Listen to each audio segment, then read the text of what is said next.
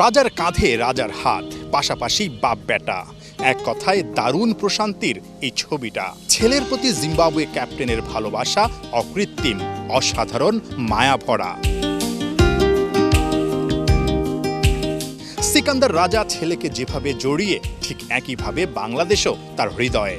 রাজার দ্বিতীয় রাজ্য যেন এই লাল সবুজের দেশে।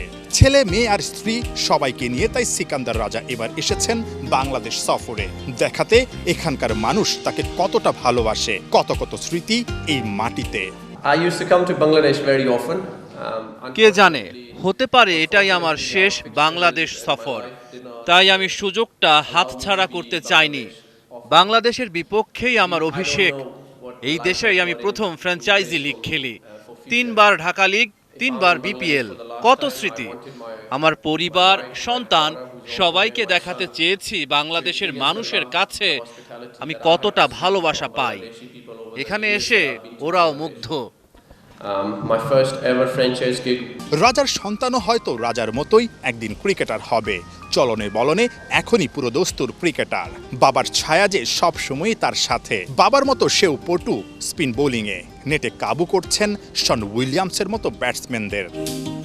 জুনিয়র রাজা চায় ওর মতোই বাংলাদেশি ব্যাটারদের গোলক ধাঁধায় ফেলুক জিম্বাবুয়ের বোলাররা। কিন্তু বাবা সিকান্দার রাজা জানে এই ফরম্যাটে সাম্প্রতিক সময়ে কতটা ধারাবাহিক টাইগাররা।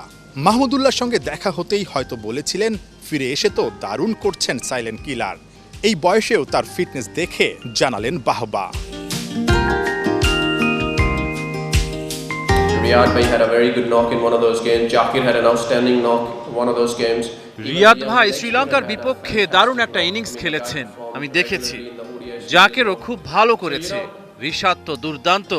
সব মিলে শ্রীলঙ্কার বিপক্ষে সব শেষ সিরিজ হারলেও বাংলাদেশ ভালো খেলেছে। আমার মনে হয় সিরিজটা দারুণ জমবে। I just hope it's entertaining series and inshallah it will be. Bangladesh দারুণ করছে, কিন্তু পরপর 2টা বিশ্বকাপে নেই জিম্বাবুয়ের নাম। বাবার কষ্টের বোঝা হয়তো কিছুটা হলেও বয়ে নিতে চান তার সন্তান। নাহিয়ান বিন জসিম, 71, চট্টগ্রাম।